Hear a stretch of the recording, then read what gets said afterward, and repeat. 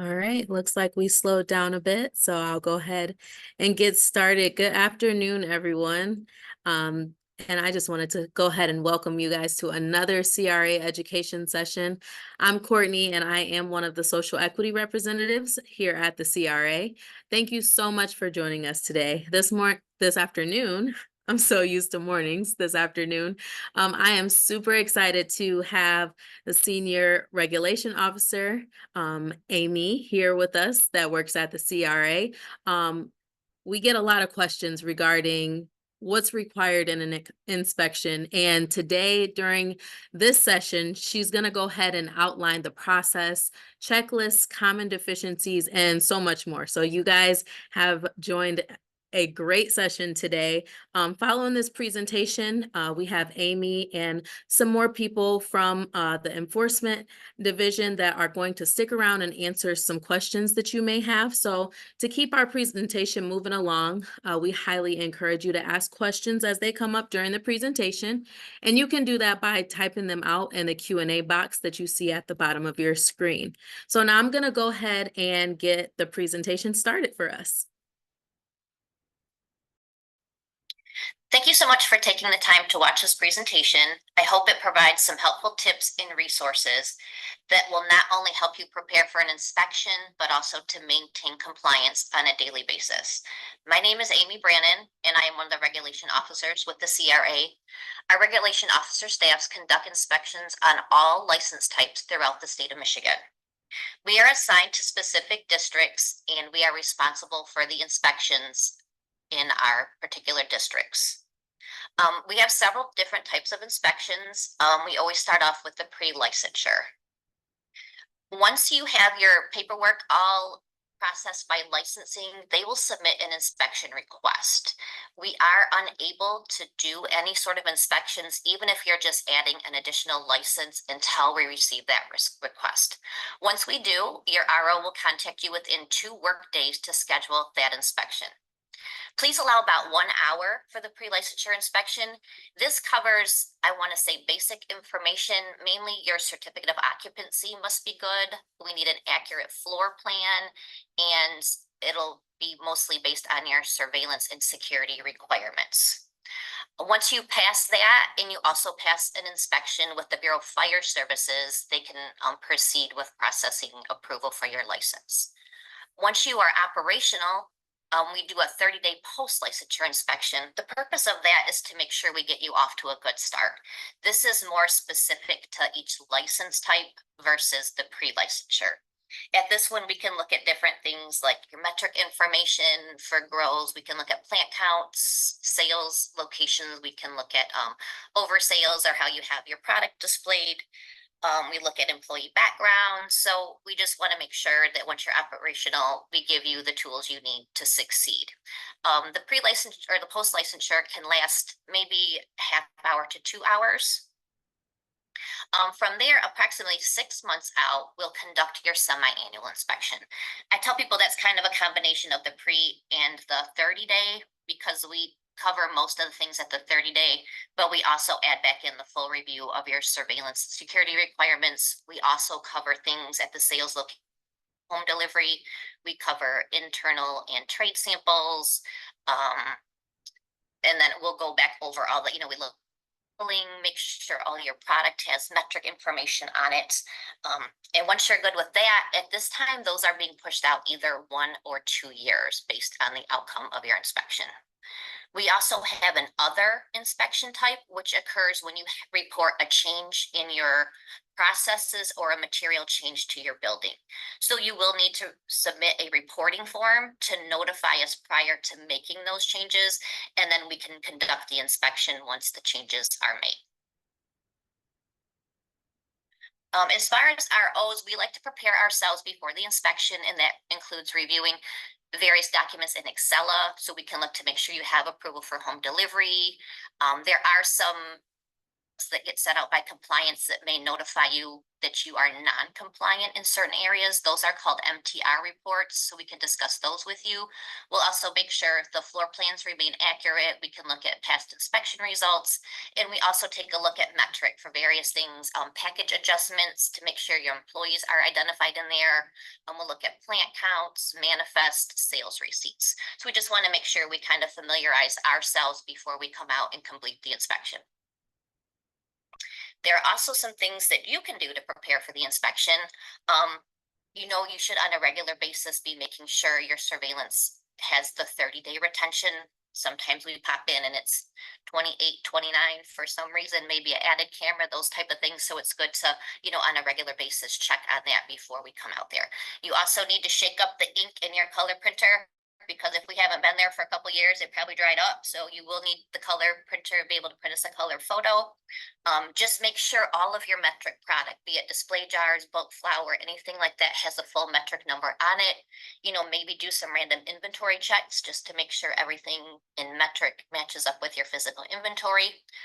We do have our inspection checklist on our website. Please utilize those. They're based straight from the act in the rules. So it's not just things we want you to do. These are your actual requirements.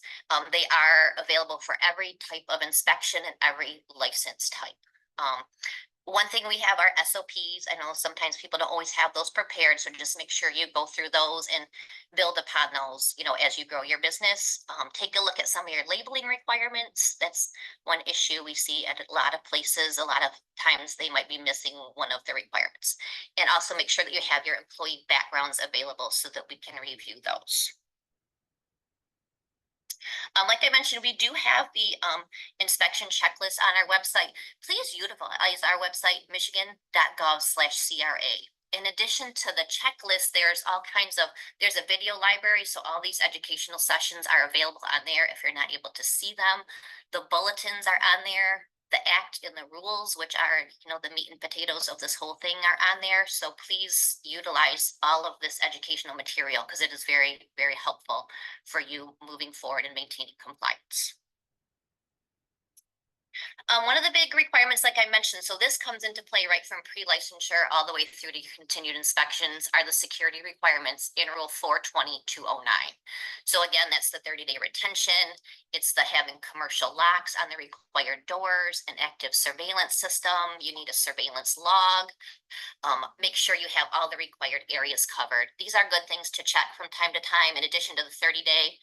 Sometimes when you gain new inventory, sometimes boxes get stacked and cameras get blocked, right? So it's a good thing to, check your camera views, those kind of things, just to make sure everything is operational and you haven't lost any of your required coverage. On the day of the inspection, your RO will arrive and introduce themselves. You probably already know all of us, but just to be safe, we'll go through our checklist, which again is the one you can see online. We usually take a tour of the facility. We want to make sure that there aren't any changes and everything is still compliant. We'll review metric tags, inventory, go through all of your security surveillance. We may have another agency accompany us based on, if you're a producer making edibles, we might have an MDARD food inspector with us.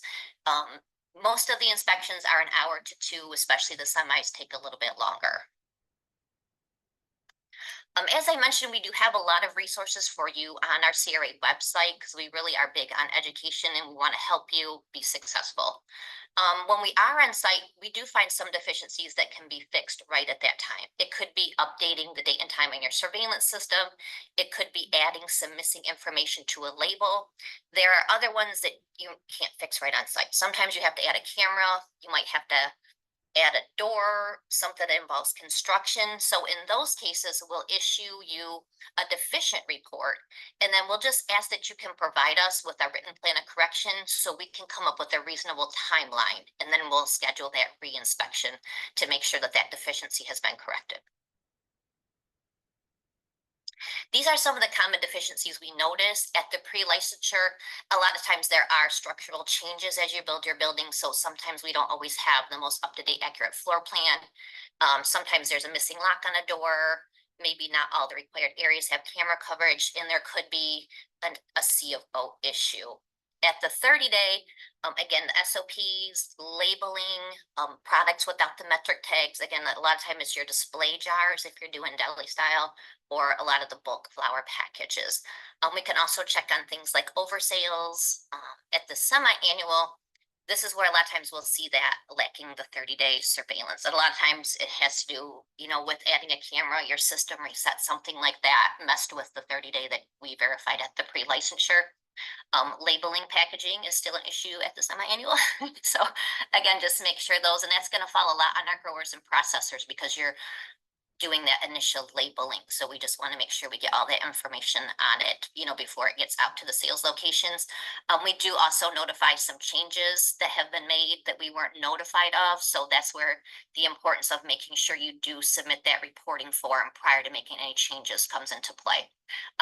You also do need separate approval to do home delivery if you're a sales location. So make sure that you do submit that information, actually get approval before you perform home delivery. And SOPs pop up again just because it's kind of a new thing. People are getting used to writing those. They just need to be on site and available.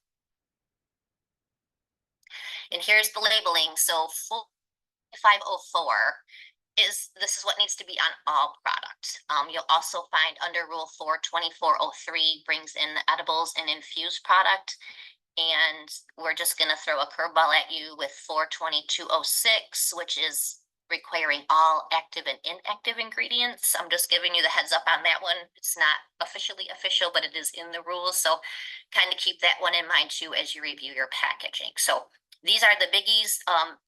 Especially that top one with the cultivator or producer. Sometimes when bulk flour or raw pre-rolls are getting repackaged, the processors are putting their name on there as the producer. So just keep in mind, the only people that can produce, bulk flour, raw pre-rolls, anything that hasn't been processed are cultivators. So you need to leave the cultivator's name and license number on there, and then you can add yourself as the packager, okay? And then down there we have the universal symbol. The current version is on our website. We see a lot of different, I know those stickers are available on Amazon, but some of them are different than what we have approved. And it does need to be green. So if you have a black and white printer, you will either need to add it to your packaging or get some of those green stickers.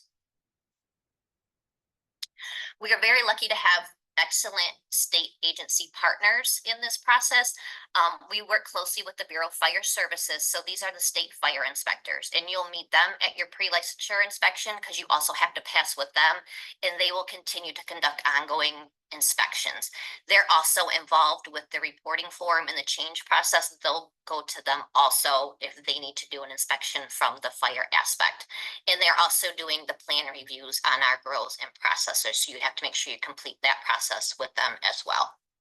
We're also lucky to have in a consultative role the Department of Agriculture, MDARD. Their food inspectors come out to our processors making edibles and provide invaluable guidance on, ways to make safe products. And then their pesticide unit is also very helpful in that area, and they do have some videos on our video library, so please take advantage of their knowledge and expertise as well. So thank you again for taking the time to watch this. I hope some of this information is helpful. We are also, in addition to the checklist, working on another kind of inspection prep guide, which hopefully will have, some links to the bulletins and the guides, as well as the applicable rules that you can kind of double check to prepare for these inspections. Again, we're here to help you. We want to educate you. We want you to do well. So if you have any questions, we have email, phone number, most of us. Please feel free to reach out to us, and we wish you all the best in this crazy industry. Thank you so much.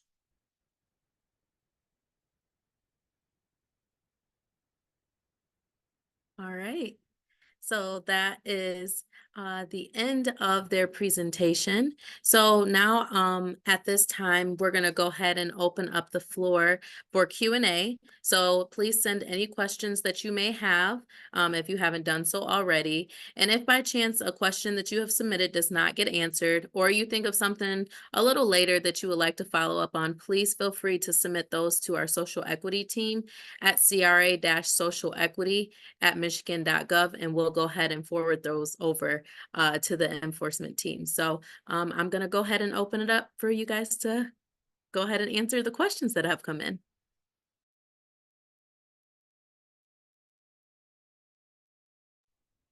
All right, I can go ahead and take a couple of them. My name's Kevin Cook. I'm the manager of the Inspections 2 section here at the CRA. Amy works for me over here in the Metro Detroit area. She does a wonderful job and did a wonderful job on the presentation, first of all. But the questions are, will the 30-day and semi-annual be scheduled? We understand that the state is moving to unscheduled inspections. Essentially, the CRA is considering the transition to unannounced semi-annual inspections. If when that does happen, we will make sure that we communicate that to all the licensees. Okay. Another question is, what does SOP stand for? SOP stands for Standard Operating Procedures. All right. And then we'll choose to look at the rest of the questions and answer them in the chat. Thank you.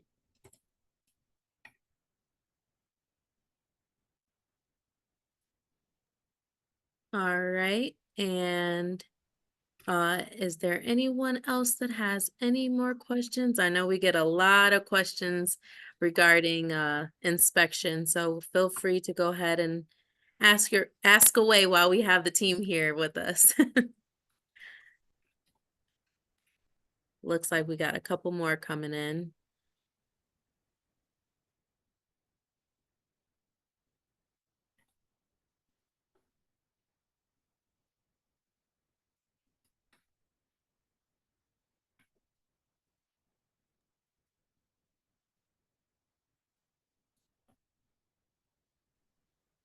About auditing immature plants, so be identified in metric as immature batches of no more than 100 plants per batch, and they also need to be labeled with your identifying information in metric, which should include, the date, the strain name. Please reference our best practices bulletin. It does address how to properly label and identify those. Inspectors do not need to be logged in on the visitor log, but we are more than happy in most cases to sign your log. But if we walk in and not sign it, we're not trying to set you up, I promise. We just really don't have to, but we are more than happy to do so.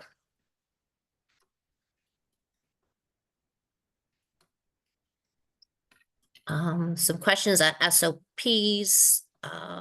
So our big thing is they need to be written so they're in compliance with the act and rules. But as a business, they should be a useful tool for you. They should be working documents. I know a lot of times we just want to cut and paste the rule in there, but as you go through different processes, it's good to, update, make some changes and make them specific to your business type. So there may be times we ask for more details, but the big thing is that you have them on site, they're compliant, and they're helpful to you to operate your business compliantly.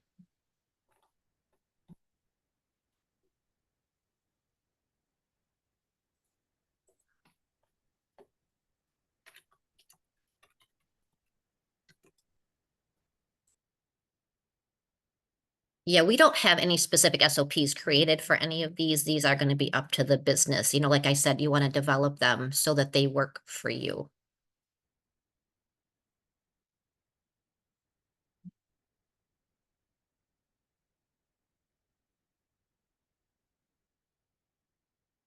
So when it's if there's a difference between an auditor and a regulation officer, we might have some auditors on our financial staff that would be involved in some of the AFS work, but so we have regulation officers that do the inspections, and we also have regulation agents that will conduct investigations in the various areas.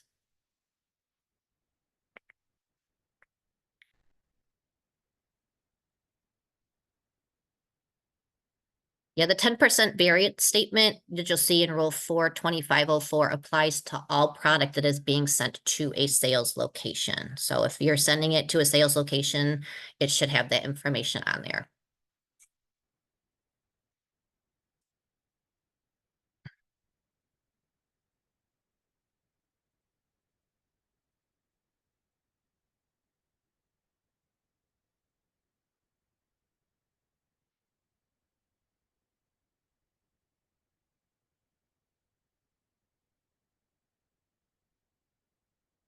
For the safety compliance labs, we do have laboratory scientists that do inspections separate from the regulation officers. So not necessarily a different agency like MDART or BFS, so they actually work for the CRA. They just do the scientific and work closely with the labs on all of their processes.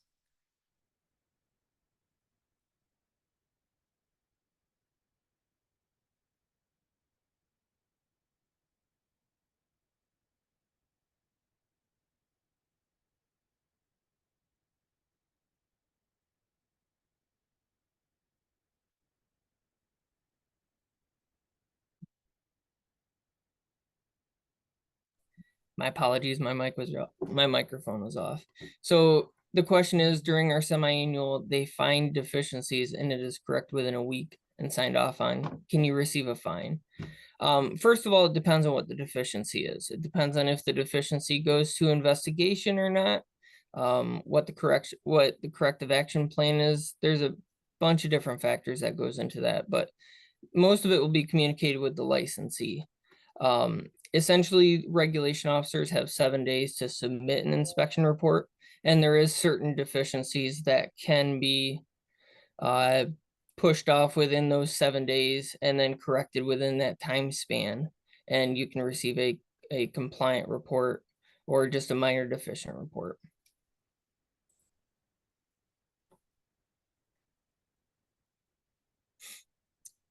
Question is, what does CRA stand for? So everyone knows, Cannabis Regulatory Agency.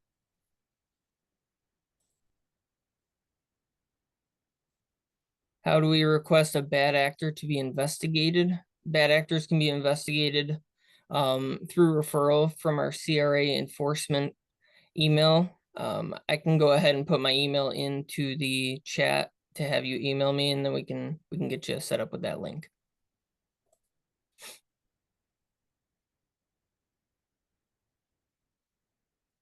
No, there's a question about, they call it looping when a customer reaches their sales limit, the transactional limit, meaning do they have to leave and return to the store to make a second purchase? Under the adult use, it just says it's a transactional limit. So as long as those purchases are made on separate transactions.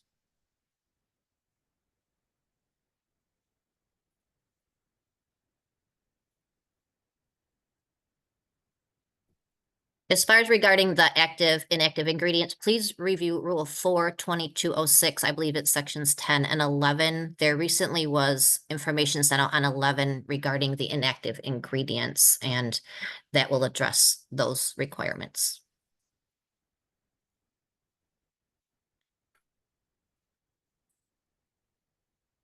So if you want to watch this later, does it mean you really liked it?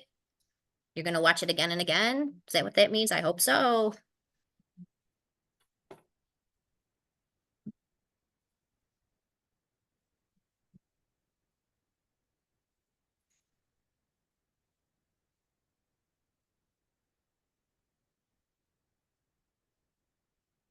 For those that do want to see this at a later date, we will have this on our website within a week's time. So be on the lookout for that. We also have other videos in our video library from past presentations that you're more than welcome to watch as well, to help you as you go through the cannabis industry. So I'll pass it back over to you guys.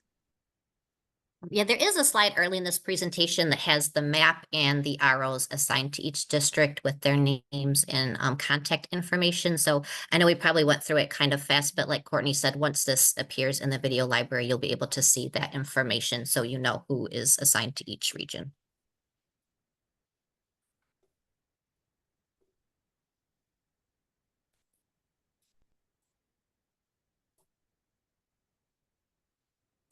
There's a question, what would be an example of a major deficiency? A major deficiency would be something like untagged product, or something that would be like non-adherence to 30 calendar days of video surveillance retention, something like that.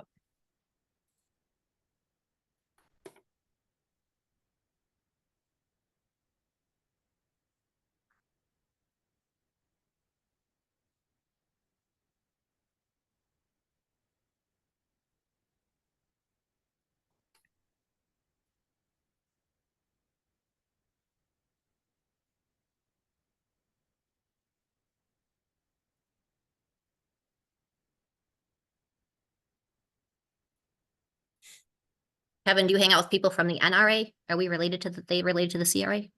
We are not. Thank you.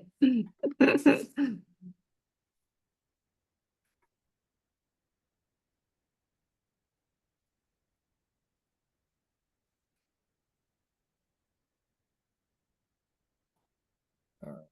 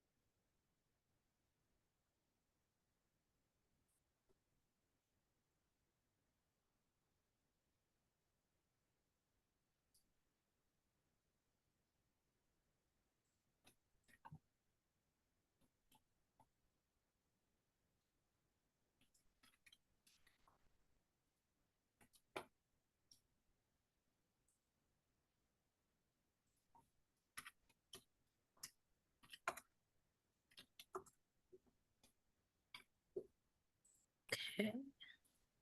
So it looks like we are finishing up with these questions. I know that there may be a few more that come in once we finish. But again, if you guys would like your questions answered after the education session, please feel free to go ahead and send those to CRA-social equity at michigan.gov.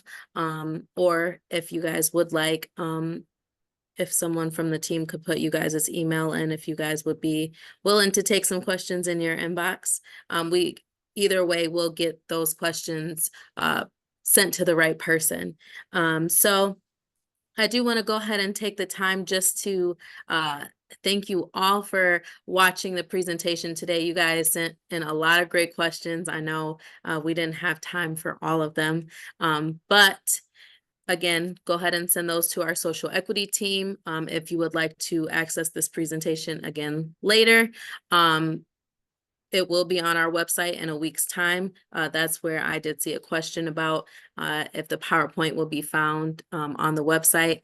It will be found once we go ahead and post our education session in our video library. So be on the lookout for that.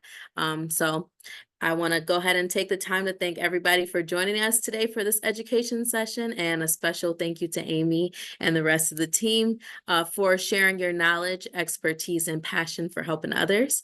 And to our viewers, we definitely appreciate the engagement that we continue to receive with these sessions, and hope that you continue to find the information that we present on each month beneficial in your future business ventures. Please stay tuned for more opportunities to meet with industry professionals on an array of topics in the future. Until next time, you guys have a wonderful afternoon, everyone.